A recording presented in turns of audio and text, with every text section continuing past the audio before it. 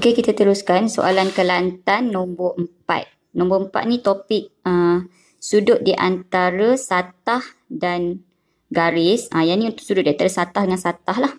Okey, rajah 1 menunjukkan sebuah cuboid dengan tapak segi 4 tepat PQRS. X, Y, Z masing-masing ialah titik tengah TW. Okey, X titik tengah TW, Y titik tengah PS dan Z titik tengah QR. Okey, diberi TP sama dengan 5. Kita pindahkan pada rajah TP sama dengan 5. PQ sama dengan 8. Okey. Lepas tu namakan sudut di antara satah QRX dengan satah PQRS. Sekejap kakak.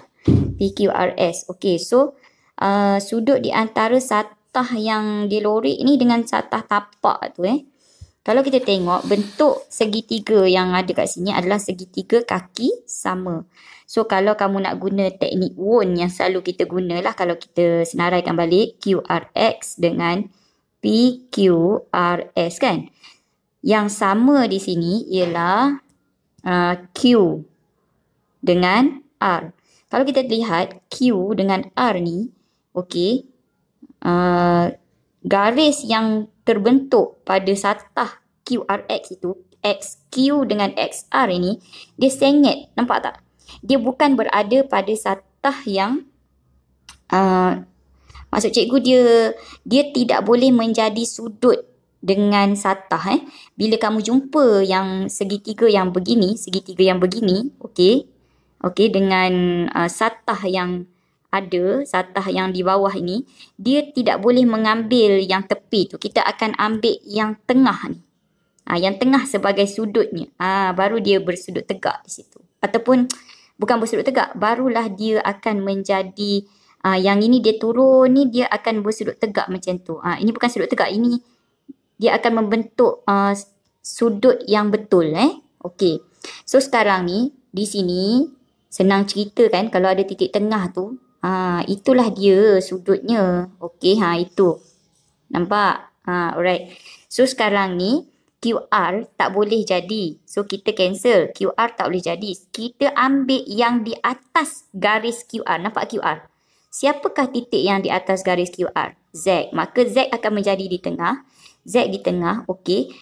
So X ini kita kena ambil. X tu mesti ambil X, Z dan lagi satu point yang kat sini tadi. Apa benda pointnya? Y kan? X, Z, Y. Kenapa Y? Sebab X dengan Y itu bersudut tegak atau paling hampir. Ataupun X itu dia jatuh tegak dekat satah PQSR tu. Dia jatuh tegak dekat Y. Maka itulah sudutnya. Sudut X, Z, Y. Kalau dia suruh namakan begini. Kalau dia suruh tandakan begini. Begitu. Lepas tu seterusnya dia suruh hitung. Hitung sudut di antara satah QRX dengan satah PQRS. So kita keluarkan segitiganya. Segitiganya begini. Segitiga X, okey, Y, Z. Dan yang bersudut tegak di Y. Dan inilah sudutnya tadi. Sudut theta yang kita nak cari. Okey. So sekarang ni yang kita tahu di sini. X, Y. X ke Y itu kan sama dengan T ke P, 5. Okey, Y ke Z sama dengan P ke Q, 8. Maka kita boleh bina hubungan tangent di sini. Tangent disebabkan segitiga ni hypotenuse kan. Hypotenuse tidak diberi. Tapi diberi yang setentang dengan sudut theta ini dengan yang sebelah sudut theta ini opposite per adjacent.